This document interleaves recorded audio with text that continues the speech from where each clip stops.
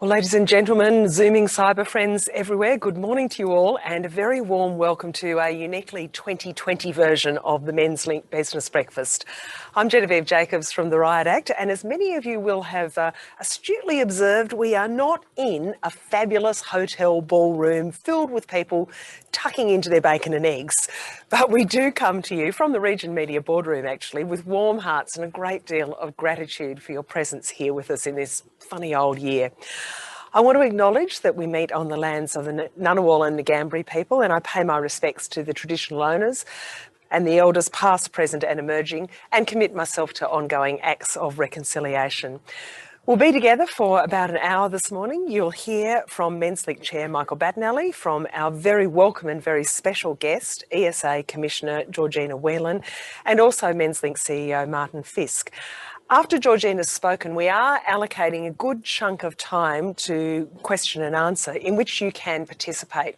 Now, you're all out there in Zoom, and since we've all had a lot of experience on Zoom in these last 6 strange months, you know that you can actually type your questions into the question panel, into the chat panel on the sidebar on which you're listening now. And we'll harvest those and put as many of them to Georgina as possible. And I really want to strongly encourage you to do that. I think it's actually very important that we participate and that we make this a really engaging conversation. In some ways, strangely enough, it is quite intimate and quite personal doing it here rather than with hundreds and hundreds of people. But let's begin now with the Menslink Board Chair, someone who's been putting his care for vulnerable kids into action for a long time now in a distinguished career as a teacher and school principal. Michael Battinelli, over to you. Thank you very much, Genevieve, and good morning, everyone. Building on the acknowledgement of country, I'd like to also make a statement that Menslink is very much invested in a reconciliation action plan to better connect and understand the country we live on, and very much dig into the history of the land and how it's been cared for thousands of years, and how we need to be part of that, building generations forward to respect it and honour it, and to just make things so much better as we build. This morning we're privileged to have Georgina, of course, Commissioner for the ACT Emergency Services with us, and from a Menslink board perspective we thank her greatly for giving up this time and certainly to share her story, and that'll be fantastic. 2020 celebrates some 13 years of the Menslink Business Breakfast, and thankfully through technology today we're here, and hi to everyone again. But it's built on a foundation that started some 13 years ago with just about 30 very passionate supporters coming together, and in past years we've had ballroom halls filled with up to 500, 600 local Canberrans very much invested in the purpose and cause of Menslink. Menslink is built on the partnership and the generosity of the Canberra people, led by principal partners and sponsors, supporting the wellbeing of young men across Canberra. This support is significantly led by our government and the following principal sponsors. They include ACT Policing, Capital Chemist, Geocon, Icon Water, Lennox Volkswagen, Snow Foundation and Southern Plumbing. We're thankful also to have a growing number of community major sponsors who feature on the Menslink website, and I encourage people out of today's discussion to check out the website, because there's some valuable information there, not just about sponsors and supporters, but about information relevant to young people. Very soon, Martin Fisk, our CEO, will share with you elements of the 2020 Menslink Impact Survey results. They communicate where our counselling, mentoring, education and awareness programs access the financial investment, yes, the financial investment of both government and community to make a difference to young men, and we thank you for that. As Chair of the Menslink Board, I want to champion our board and their vital contribution to the Menslink strategic development and its governance. As a not-for-profit, that's extremely important in these challenging days. Our board has evolved in recent years with a focus on attracting people with diverse skills and experience, all charged with the ability to make a very worthy contribution. The dedicated staff of Menslink are a mighty crew, have worked as a team throughout this COVID year of disruption to maintain a continuous service to our young men and families. What they do makes a difference in so many ways. We thank them immensely. But of course, we have a volunteer brigade, and a big shout out this morning to the volunteer mentors, about 80 in number at this time. they provide thousands of hours of mentor support to young men. While the breadth of activities has been challenged due to COVID, the commitment of the Menslink mentors has not. Following today's breakfast, I encourage others to register as a volunteer for future COVID-free community activities like maybe a 2021 Raiders home game or even the Multicultural Festival. Or just friend Menslink on Facebook to stay aware, get involved and show your support. Outside of the Menslink board, yep, I'm a school principal. I know that our local schools in all sectors do great work supporting the young Canberrans that are coming through. But in particular, Menslink has a connection with schools that provides targeted wellbeing awareness to our local young men and boys, including counselling, mentoring, and just additional support as is needed. But the important thing to note is that's outside of school hours on many occasions, and particularly through those holiday periods, where at times for young men that can be particularly challenging. But when it comes to supporting young men, we also acknowledge the vital role that mums play, yes, and females in their lives. Most of our referrals for access to services of Menslink come through mums. Thank you, mums. Finally, on behalf of the young men and boys who benefit from the government, business, and community support, I thank you because together we will continue to be there for them. I now have the pleasure and the honour of handing the microphone back to Genevieve and to guide our proceedings this morning in a very different Menslink Business Breakfast. Thank you. Thanks, Michael. Look, it certainly is a very different breakfast, but the need, as you say, is still there so strongly. It's so important to remember that people will continue to struggle with their lives, families will continue to need that support and help, and there continues to be that opportunity for young blokes to get a helping hand and to put themselves on the right road for the future, and that means a great deal for our whole community. A lot of that is about resilience, about strength, and so now to someone who, as they say, needs no introduction, because in one of our darkest times for almost 2 decades, she was right there at the forefront. Georgina Whelan has had a long and diverse career that's included bearing witness to some terrible suffering at times like the Boxing Day tsunami, to seeing the impact of conflict on East Timor. She spent many long years in the army and left as a brigadier before becoming the ESA's first woman commissioner in time for last summer's terrible events. And I think in terms of trauma, there are many of us who are still processing those. There's much that we have to live through as a community. But in those terrible days, Georgina Whelan led us with remarkable steadiness and grace and earned the gratitude of this community. Georgina, such a pleasure to have you here with us today. Good morning. Thank you. Thank you, Genevieve. Thank you, Marty. Thank you, Michael. Good morning, ladies and gentlemen. Well, it is a very important day indeed. The team has asked me to talk about resilience and what it means to me. And I'm sure you would agree that resilience has been at the forefront of our minds as it relates to our personal experiences, that of our community, and how we develop strategies organisationally and individually to move forward, to survive, to exist, to thrive. So what is resilience? How do we measure it? How do we build upon it? How do we know if what we're doing is right? And there are many factors, as we know, that contribute to what we classify as resilient individuals, resilient societies, resilient communities.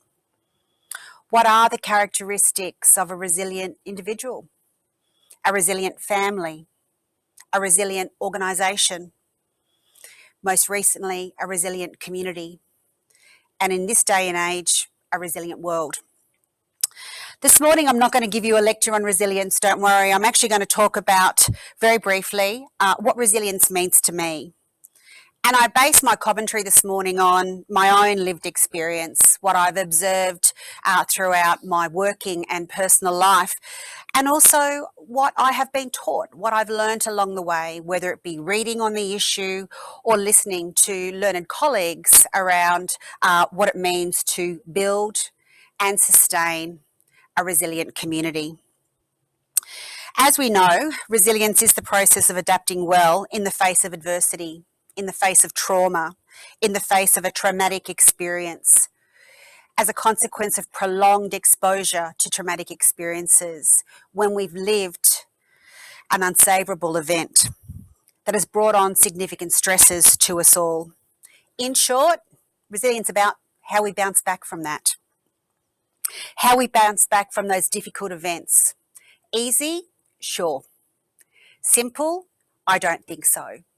We know that the term resilience can be seen as a throwaway line, when in fact it's very complex. There are many factors that influence who we are, how we go about our lives, how our community goes about its life, how we interact. And in fact, there are many individual and collective and environmental factors that go into that. So over the weekend, in preparation for this morning's talk, I reflected on 35 years of both military and emergency services experience. But I actually also went back to my earliest memory as a child. And I started thinking about how the sum of those parts allowed me to become the person that I am, to work with the people that I do, to live in the community that I call my own and that I feel very much part of, and to be able to sustain both myself and also our workforce through the 1920 Summergeddon, as we call it here in the ACT, and more recently, COVID-19. How have we as a community here in the ACT been able to not only survive that, but thrive through that? And so for me, there are many, many factors. I remember my earliest memory actually is as a 2.5-year-old. I can remember lying in a hospital bed with my mother's face through the window of the hospital room. As a 2.5-year-old, I had somehow contracted hepatitis and so was isolated. And I will never forget the look of my mother's face as I was lying in this bed, because I was not so much that I was remembering being sick, I was remembering being separated from my mother and not being able to reach out and touch her. And I actually thought that was a dream until I actually recounted that memory to my mother several years ago. And she said to me that, I can't believe you remember that. And I said, yes, what I remember is not being sick, but your face. I then remember as a 7-year-old packing up our home in Dublin, Ireland. As a young family, we lived in a tenement block, a one-room apartment for our family, along with 10 other families in the building, and sharing a bathroom with those 10 families. And I remember the day my father walked in the door to our apartment and said, "We're moving." And I said, "Where to?" And he said, "Australia." And I said, "Is that far away?" And he said, "It is, but you will enjoy this." And I remember being on the airport and crying my eyes out as I was being separated, as was my mother and father. My mother was one of 13 children, of which not all went on to live a full life. And my father was one of 3, raised by a widowed mother from a very young age. All my parents knew was that extended family, and we'd been brought up in a very extended family community. And I recall crying because I was being separated from my cousins. On reflection, I just did not realise the courage my parents were demonstrating in packing us up to move us to Australia, to leave everything they knew and the entirety of their family to give their 5 children a better life here in Australia. I grew up in a very working class suburb where my father's attitude was, the only person who's going to look after you is yourself. I'm happy to guide you along the way, give you a kick in the backside when you need one, but ultimately you need to be able to defend yourself. And I can remember coming home from school crying over somebody stealing a lolly or not making it onto the netball team or not getting the grade I expected, and my father saying, "Well, what are you going to do about that?" And he continued to say that right up until the age of 18, where having completely blown my high school certificate, applying for many roles in a number of jobs and actually not being offered a single position, and relying on, thank goodness, my part-time job at Woolworths. My father said, "Well, what are you going to do?" You're an adult now, it's time to grow up and move on. And for me, that was joining the army. And then throughout my career, I have had the privilege of working with so many people that I have been able to learn from, and some lived experiences that to this day still resonate with me. I think about my first deployment to East Timor, which was one of the most significant events for the Australian Defence Force since the Vietnam War, and being one of many people whom, having trained for 15 years in the military and never been exposed to conflict, was to deploy on behalf of our nation into an environment that was unknown. And not only to learn from the colleagues and the leaders that I deployed with, but the East Timorese community. To see a community so devastated to be able to pick itself up and continue. I remember visiting a village in the Akusi enclave with a colleague of mine to provide healthcare support and to return a member of that community who unfortunately we had been unable to save in our hospital in East Timor. And I can recall the helicopter landing and us bringing home, returning back to the community, the elder's wife, who unfortunately we had not been able to save. But at the same time, in returning that individual to their home, the gratefulness, the thank yous we were receiving from the community that they were able to reunite with their loved one and put her to rest in a place that was special to them. Fast forward to the 2004 Boxing Day tsunami, which for me was an experience that changed my life incredibly. I was quite a selfish individual when I deployed to East Timor, I can say that, totally relying on my husband and my family to support me, but also to do my role for me. It's always a difficult choice in life to juggle working full time, being in the military, raising a family. And whilst I received tremendous support from my family, at that point in my life, I was not as grateful as I should have been.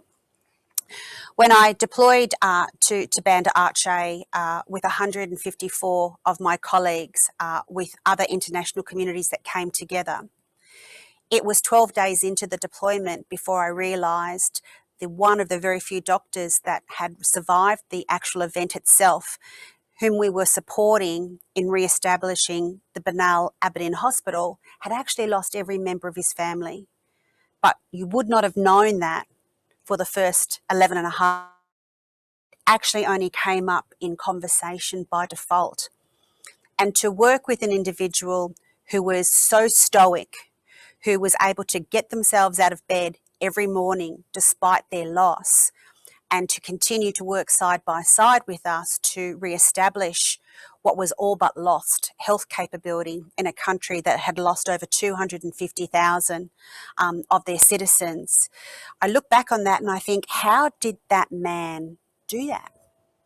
What was it that enabled him to be able to continue in the event of such loss? How was it that the 10% of the health workforce that was left in northern Sumatra was able to scoop itself up and come to work every day?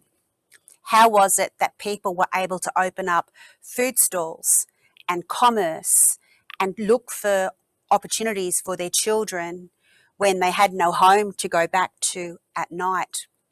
How was it that our healthcare workers, Australian and international and military, were able to come in to that hospital day after day and continue to treat the numbers of people that they saw and still be able to have a smile on their face and have a conversation at the end of the day? What was it that allowed those individuals to continue? I then fast forward to 2019 and 20 and look at what occurred. And I'm not going to use the term unprecedented because it is an overused term these days. But we've learned, or we should be learning a lot from what has occurred in the last 9 to 10 months of all of our collective lives here in Australia and internationally. Who would have thought that we would see such devastation, not only in terms of the bushfires as they ravaged their way through our country, but on the back of a drought, which had seen so many people lose their homes, their livelihoods, the loss of animal life, the loss of, economic viability for some of our communities. Who would have thought here in the ACT, smoke, hail, fire, Australian refugees, for want of a better term, our neighbours from interstate, dislocated and literally escaping to the ACT as their only form of protection for a very short period of time. And I don't want to catastrophise or over-dramatise it, but how often in the lead up to last summer did we as Australians, did we as an ACT community think we would be in the situation that we were in, and then roll into a COVID-19 environment? So that's not all doom and gloom, but that is the lived experience that we have all had. So what is it that we can do, or we are doing, or we look to seek advice on what we should do to ensure that as a community and that as individuals, we don't just survive, but we actually can thrive, that we can see the joy in life, that we can have a quality of life experience, that we can have a sense of normality even when we are surrounded by chaos, by this unique environment we find ourselves in now, because we can no longer use the term unprecedented. For us, potentially these challenges are the new normal. So how do we normalise that? What did Rocky Balboa say in Rocky 1? I had to write this down. I hope you don't mind. It ain't how hard you hit. It's about how hard you get hit, and that you keep moving forward. You get back up and you keep moving forward. And for me, that's what resilience is all about.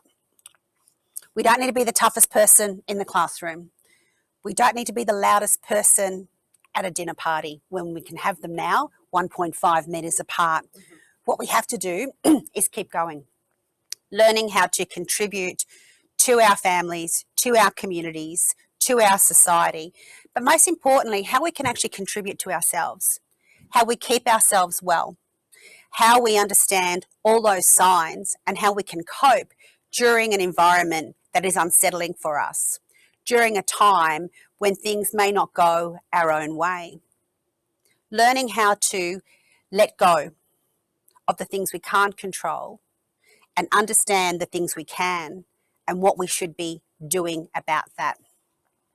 I think Sheryl Sandberg, the CEO of Facebook, a year after her husband passed away, was giving the opening address at the Berkeley University first semester for the academic year.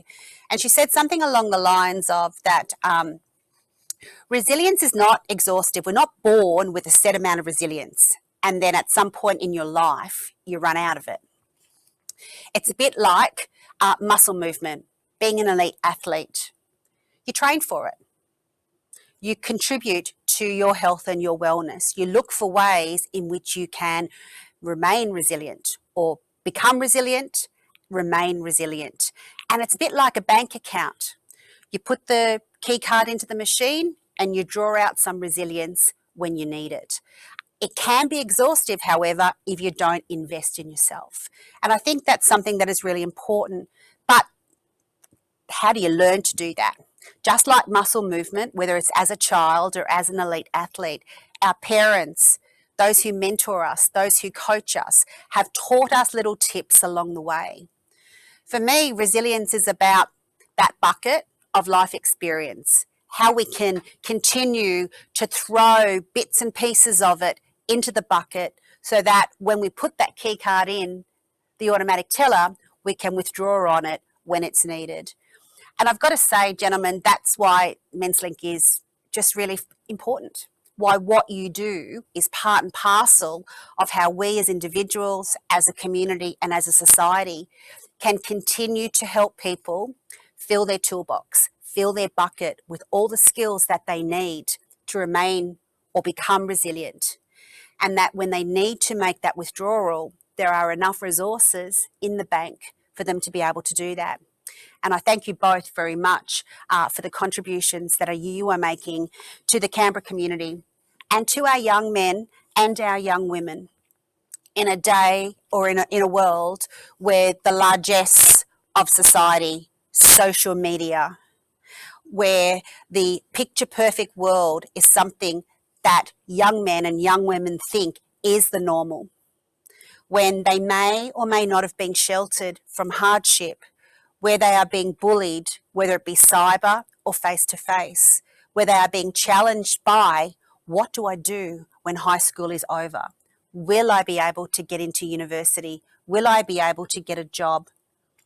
What is happening in this world today? This is not what I was taught I should be expecting of my future. They are all challenges that our community and our young community will face. And it is with your contribution, mentoring, coaching, guiding, and just instilling confidence that, just like Rocky said, it's not how hard you get hit, or not how hard you hit, it's how hard you get hit and how you can then get up at the end of it and keep moving forward. I'd like to finish off, if you don't mind, with a couple of comments I read by Professor Michael Evans last night. He's the Hassett Chair of Military Studies at the Australian Defence College. He's written some fabulous papers on resilience, and he gave a after-dinner speech to 300 young ADFA cadets. I think it was last year. And just a couple of things that came out that I'd like to share today on resilience that really resonated with me, and when I reflect on my life's experience, what it means. Know and be true to yourself. Understand you can and cannot control things. That's the fork in life theory. Enjoy success, but you know what? See failure as your teacher. And I certainly, as a brand new commissioner this year, have really resonated with that comment. Yes, as a community, as an emergency services, we actually did a very, very great job for the community. But I know there were lessons along the way. And for me, it was not about ruminating on those, but actually reflecting on them, picking myself up when I was second guessing myself, and then continuing to move forward. Your choice of attitude in any set of circumstances is the key to how you move forward. But most importantly, the power of inclusion. In a society where we can be surrounded by so much social media, phones, laptops, people in the distance, we are still potentially very isolated. And it's the power of inclusion, I think, that is the most important for me when it comes to resilience. And I'll just finish off, if you don't mind, with a quote from Weary Dunlop. Life's test is how strong a person's resolve is to enduring life after one has lost everything outside of oneself. What I can say for those who may have lost everything, who have the potential of losing everything, it is the mentor, the guidance and the power of inclusion that Menslink provide to our community that will help us continue to thrive in a time of challenge. Thank you very much. Georgina, thank you. I feel like the round of applause should be there because that was just absolutely marvellous and so powerful to hear those words from you when your own career has encompassed some really very challenging and very difficult moments. I do want to encourage people to send their questions in via the Zoom. I've got one or two of those coming in already, so if you're on Zoom, please type into the panel and I've got it right here in front of me. But as I heard you speak, Georgina, I thought, the mantra for my life has been just keep walking, just keep doing it. But others can often be surprised, I think, by the self-doubt that leaders will often experience, even at the highest level, that feeling someone's going to work out that I'm not really supposed to be here, that I'm a bit of a ring-in, I'm going to get rumbled any minute. I wondered whether you doubted yourself last summer, and if so, how you managed that when there was such a major ongoing crisis. Yes, I did. And it wasn't the first time in my career that I had doubted myself. But for me, it was about, so the doubts were creeping in. So what? It's the so what question. What do you do when that occurs? I can actually recall when I was promoted from Major to Lieutenant Colonel, I actually promoted myself in the car on the way to work because I'd actually missed my promotion ceremony for some reason. And I put the rank on and so then sort of went, oh, I hope people don't ask me if I know what I'm doing. I can remember that. And, and I suppose it's a bit like, to a certain extent, fake it until you make it. And I had a similar feeling early last summer, and it was not so much that I was questioning my own ability as a leader, as an executive, but I didn't have the technical skills of a firefighter.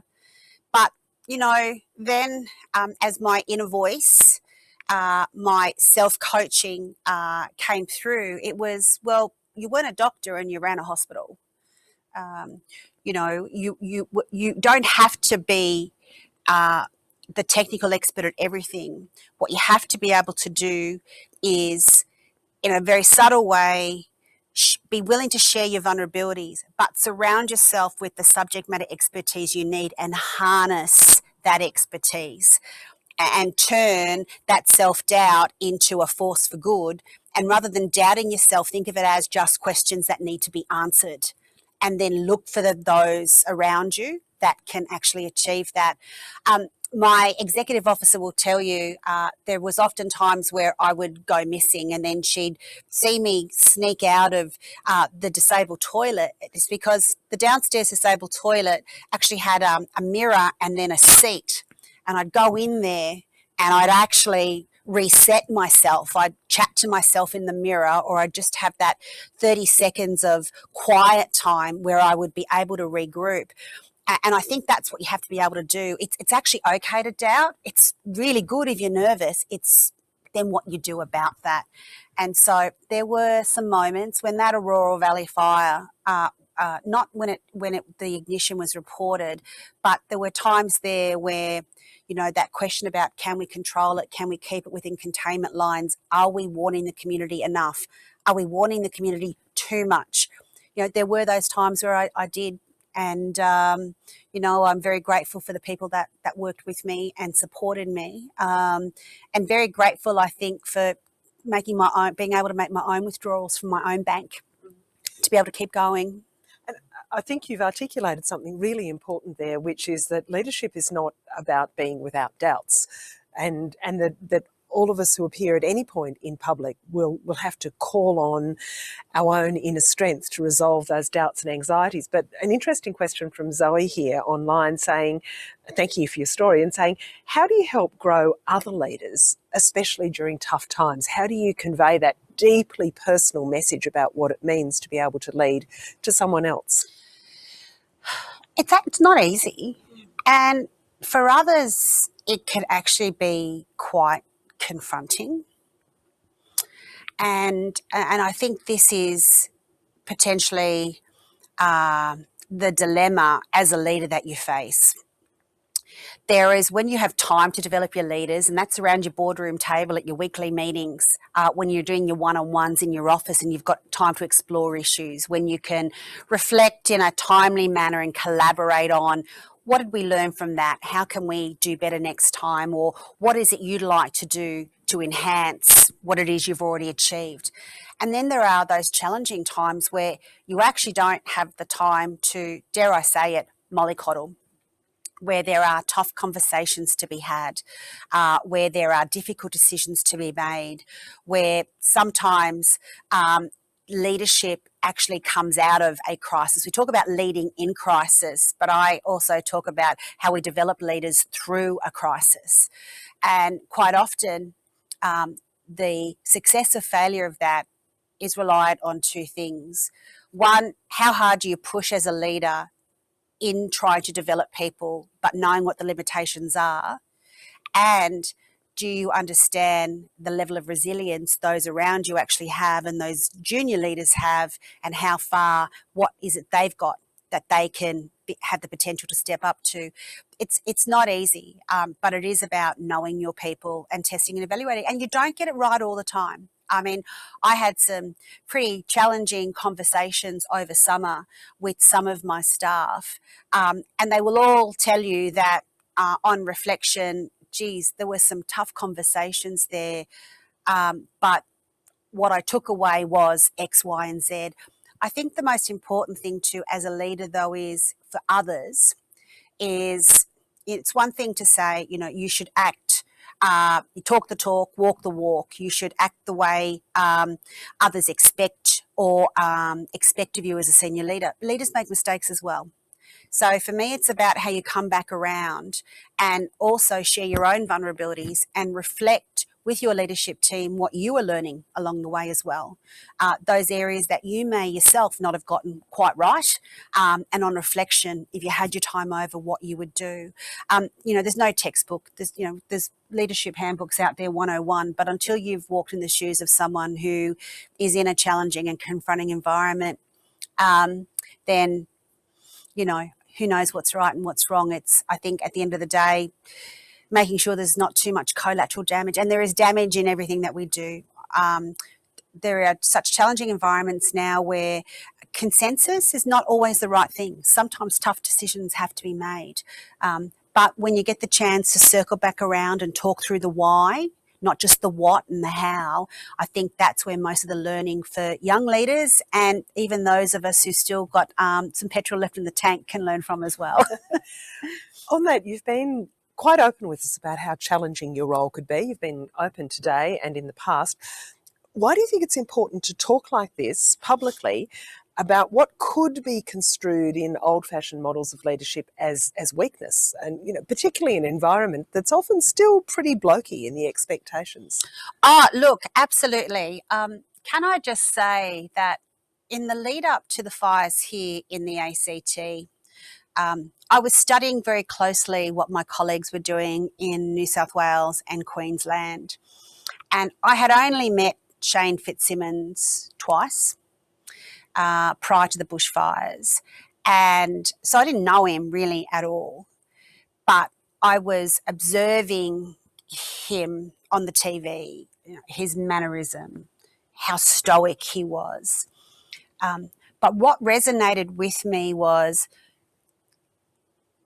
yes, he was very calm and considered when he was talking to the community, but he was really messaging them. He was really understanding what the community needed to know or wanted to know in light of what was happening. And, lo and behold, we then entered into our period of challenging times. And what I realised was what was coming across from Shane Fitzsimmons, yes, was a leader, yes, he was a man, but there was a human being there connecting. And I think at that point, I realised that it's not now how it used to be, standing up there, very limited engagement, just spelling out the facts. That's great. I can read that online or in the newspaper. But when people are frightened, when there is a crisis at hand, when we don't know what we don't know, actually being able to make that human connection is what it's all about. At the same time, I know that every commissioner around the country was also having to make tough decisions and having tough conversations behind closed doors. And so for me, watching Shane and some of the other commissioners, in a way, as a female, and please don't take this the wrong way, it almost gave me permission to be able to be myself. That I didn't have to pretend to be any other commissioner. I didn't have to worry about my gender. What I needed to focus on and worry about was making sure that I was making that connection with our community and providing them the information that they needed and a sense not of surety or guarantee, but knowing that there was a community of emergency services, first responders ready to do whatever they needed to do the best job they could on any given day to protect our community. And if that meant I was almost given permission psychologically to be myself and show a softer side, then that was good. Now, could I have done that 10 or 15 years ago? Absolutely not. I think society's changing as well. I think society's expecting more from leaders. I think they want to be able to have that human connection, to understand who the person is. I think society, in general, is actually accepting that we're all human and there are some mistakes that will be made along the way. But most importantly, as a leader, we can acknowledge those mistakes and actually demonstrate what we are doing about addressing those, not just scooping them under the carpet. To me, that's these days what true leadership is all about.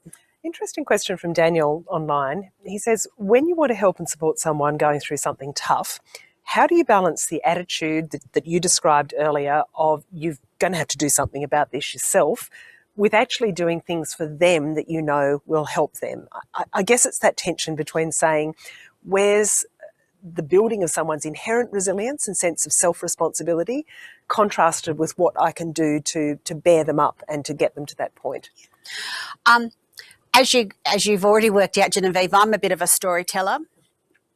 And I think it's about taking somebody on a journey. So first and foremost, you have to invest. If you really want to help someone, you've got to commit and invest the time to do that.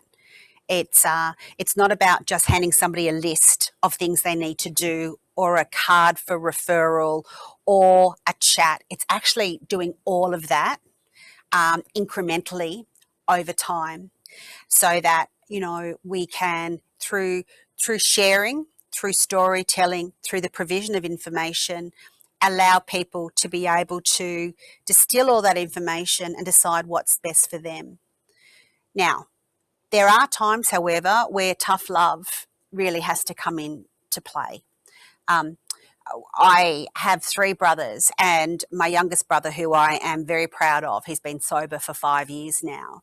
But I recall a time where the 4 of us had to show some tough love to my brother because we had tried all of those other things to help him on his journey. But it was truly only when he had completely bottomed out that he then reached out for those things we had been offering in the past. So there's no right or wrong answer, but I think it's about trying to furnish people with the necessary information, furnish them with advice, furnish them with alternatives, but in a way that is not confrontational. Because I mean, I think we're all becoming much more comfortable with saying, are you okay? We wouldn't have done that 5 or 6 years ago. We wouldn't have had the conversation. I think as a community, we're becoming more confident in being able to say that. And I think because we're normalising that, those who need support or are in need, or may not even know they need support or are in need, are starting to become a little bit more receptive. It's about any of our key issues out there. It's about keeping the conversation going. And being open about the fact that the world is not perfect. And there are times where we will all struggle. There are times where we can't get out of bed. We don't want to get out of bed. And it's about the cues for that and how we can reach out in one way, shape or form just to be that lifeline, so to speak, to support each other. I remember a conversation that you and I had earlier this year, because we've talked to each other a bit over the last 12 months or so, when you said that you reached a point where you had been at one stage early on as ESA Commissioner very warm, very much about gaining people's confidence, about connecting to them emotionally, and then you had to throw a switch because we had the Summergeddon, and the difficult conversations you've just been mentioning came up, the challenging times when you had to have people relying on you and trusting you, but you also just had to tell them what was going to happen, and that was all there was to it. How hard was it to make that switch when often your desire is to nurture people, to make them feel good, but then there's the crisis of the moment? It's really, really challenging. And for me, the sequencing of events weren't very helpful. You know, when I was in the military, as an emerging leader growing up within the military, I always seemed to have, in a sense, the time to, you know, get to know the organisation that I was either a junior leader of or the responsible person for, and work through a program of training and development where you build up the resilience in your organisation to be able to navigate the tough as well and difficult and challenging times, as well as those times where we sit back and pat ourselves on the back and say, job well done. And I think, you know, from a military perspective, it's the one thing that I learned, the importance of training, collaboration, working together so that you grow as an organisation, you grow as individuals, and not only personally, but from a resilience perspective as well. For me, over summer, I didn't have the luxury of having that time to train. And so it was difficult for me, but I had to make at some point the decision, do I want to be popular or do I want to deliver a good outcome for the community? But at the same time, not damage my own organisation as well. What I have realised is that first responders are very resilient people by nature. But at the moment, it's about what we've done post-summer.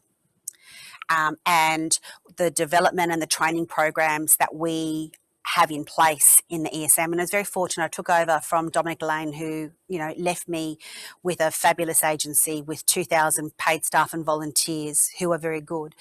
So it's about, for me, following through on those regimes that support and sustain a resilient organisation, but more importantly, how we are working with our staff to look after themselves. We will come across those in our lives, and you'll see it in our agency, those who've been on the front line day in, day out as paramedics, urban firefighters, rural firefighters, state emergency service staff, who come into close contact and are exposed to trauma on a regular basis. And then there are those who have been involved in firefighting and rural firefighting for many years in short bursts. This year, however, it was a campaign event for all 2,000 people. So one of the things we are working on is that we then reinvest in our people and make sure that they are taking the time for themselves to be able to recover. Bit like being an elite athlete. You come out of the Olympic Games and you go into a recovery mode, and there's a regime that you need to follow to get yourself ready for the Commonwealth Games. In a way, what I'm realising is emergency services are no different from the military or elite athletes. You go through that. And whether you go through that because of what you've seen on the front line, or the fact that you've been in an operations room for 7 weeks straight and for 14 hours a day, 6 of the 7 days a week, you've been in a room directing, controlling, planning, providing advice, that is just as traumatic for an individual who's directing 50 firefighters on the fire ground as it is for those who are on the fire ground themselves. So, it's about trying to find the time to invest in our staff in both their recovery, but also getting them back on the saddle, getting back into the training regime to get ready for whatever is next. There's no one right or wrong answer, but it's about making sure you take the time to invest individually, collectively, as a community, as an organisation, as a team. And that's something that you've got to actually be very deliberate about. If you don't schedule the time in for that to occur, events will always overtake. I recall 5 years ago, I was really suffering from very significant anxiety. And I went through a 6-month period where my health was not well and I was not robust psychologically. And I sought help for that. And the greatest piece of advice, the psychologist too I was having sessions with said to me is, if you don't schedule in time to invest in yourself, you'll be still sitting in this chair in 1.5 years' time, Georgina, and you'll be no better off. So actually telling people and allowing people to know it's okay to take time out and invest in yourself, because you are an important commodity to yourself, to your family, to your community. And if you don't take the time out to look after yourself, then actually you're no good to anyone. And it was something that I took on board, and probably one of the main reasons why I'm sitting in this chair having a chat to you this morning and being confident enough to be able to share that experience that I'd had in my life and how I was able to bounce back and how I was able to continue, pretty much working in a high-profile, high-pressured role. I've heard a number of colleagues very openly share that. Most recently in the Australasian Fire and Emergency Services Council, a number of senior leaders came together to share their experience of the last summer. 10 years ago, you would not have heard 5 or 6 macho male commissioners literally sharing how they had to take time out and how summer impacted on them.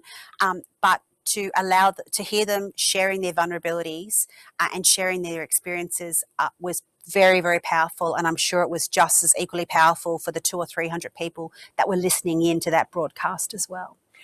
our time is coming close. We're close to the end. I've talked your head off. I'm sorry about that. but just one final question from Gary Humphreys, who says, can you comment on the role of the Commonwealth in regional natural disasters like the bushfires of last summer, how we got the Commonwealth state balance right? And he says the Commonwealth generally funds relief services and payments.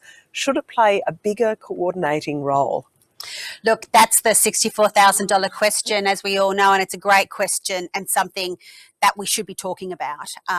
Certainly, we will hear the outcome of or recommendations from the Royal Commission very soon, and I have no doubt this will be an area of great interest, and there'll be a number of recommendations. It comes back to one of the phrases I used earlier. It is about coordination. It is about collaboration. It's about shared responsibility and shared accountability. And people say you can't share accountability and responsibility. Absolutely, yes, you can. I think at the moment, personally, the current system is generous, but it's not easy to navigate. And I think what we will see into the future, the fact that no one state or territory is going to be affected by what is the impact of our changing climate, and that there will need to be very close collaboration into the future. But I would say watch this space, Gary. I think there'll be some movement into the future where we all have to basically learn how to work together, share the sandpit, so to speak, in the playground, and all work together. And if we can focus on what is the thing that's most important to us, which is as a nation, a national responsibility. How do we work together? How do we look after our environment? How do we address climate change? How do we look after the health and well-being and the resilience of us individually and as a community? Then I think what will fall out of that is the priorities and where we should be focused on. And I guess none of us have ever really conjured with the idea that a disaster would be something that just went on and on and on and rolled through a huge number of areas and communities, and that was what was, look, I'm about to say unprecedented. That was what was so unprecedented about this. Georgina, it's been wonderful to talk to you. Thank you so much for your leadership, but also your willingness to share it with us. And I think we've probably drawn a great deal from your openness about how challenging this role can be, and as you say, the great transitions that we've seen in leadership models, but how we can all apply that to our own everyday lives, that it's okay to be open, that we need to take time to fill our own tank, that we need to work collaboratively and work with others, but also that there are times when the switch has got to be flicked. And I guess the relationships you build with your team are what you draw on in those moments where something simply has to be done, because that's the point of crisis. It's just been terrific to have your experience, and I want to thank you very, very much indeed for sharing that with us. And look, now to someone who is also pretty inspirational, although through COVID has sadly had his ability to get dressed up as Billy Idol and other tragic figures from the 1980s in a good cause fairly substantially clipped. Martin Fisk, over to you for some final thoughts. Thanks, Genevieve, and thanks, Georgina, for your comments. I think this year resilience is needed more than ever, and nothing's told us that more than the fact since July this year, 5 groups of people have contacted Menslink to offer donations, unfortunately in lieu of flowers, for funerals. Those funerals were all for young men who had died by suicide. That's more than one a month. Some were in their 20s, some older than that, all younger than 40. 5 lives lost, more than one a month. And I think what that tells me is while we need crisis interventions, and I'm saddened to say, the demand for lifeline services is through the roof, and they do a wonderful service. But we shouldn't and can't wait until a crisis to intervene, because sometimes that can be too late. And for me, in terms of building resilience, early intervention is critical. Teaching life skills, building support networks and the scaffolding around somebody so that when a crisis occurs, and none of us can predict when that would happen or how long it would go on for, when the crisis does occur, they've got that scaffolding around them. And that's really what Menslink does. Whether it's through our counselling service, our mentoring, our school education programs, being able to provide our younger fellas that sense of perspective, that no matter how hard things are now, that situation isn't going to last forever. Allowing them to find their sense of purpose. And most importantly of all, if that purpose involves helping someone else. As Georgina spoke about the East Timorese and her frontline staff earlier this year, what kept them going, despite everything that was going around them, was that sense of purpose of helping someone else. And that's something we try and instill with our young fellas.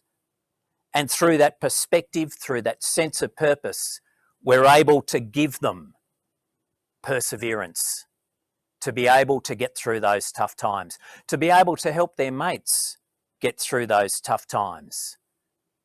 Because all the research tells us that resilience can be learned. And it's the work we do at Menslink to try and teach those life skills, to teach that resilience. And with your assistance, our wonderful staff members, our volunteers, the ACT government, and our corporate sponsors are able to allow us to teach those resilience skills to thousands and thousands of young men across the Canberra region each and every year. Now, does it work? Well, today, I'm launching our first results of our 6 monthly impact surveys. The University of Canberra worked with us a year or so ago to design these surveys to really look at what impact do our programs have on young fellas. And every 6 months, we ask schools, parents, and the young fellas themselves, have we made a difference? And I'm pleased to say that more than 60 to 80% of all our respondents in this survey reported a positive or very positive impact on their young fellas' resilience across a range of indicators. But almost as important, almost more importantly than that, what this survey shows is that young fellas who show resilience, who learn resilience through our programs, also are able to change their behaviour. Parents, schools, and the young fellas are reporting reductions in level of anger or aggression. They've reduced antisocial behaviour, and they've shown an increased willingness not only to reach out and ask for support themselves, but also to support their mates, whether that's in their school or in their workplace. And I think in that way, all of us are building a stronger community. But we need your help more than ever. Our demand is up 60%, peaking in September. 60% more demand for our services than this time last year. Since I've been in this job nearly 10 years, the demand for our mentoring services has always been about double our capacity to deliver. Now, unfortunately, the demand from young guys and their single mums for mentors is triple the number of people putting up their hand and saying, I'd like to volunteer.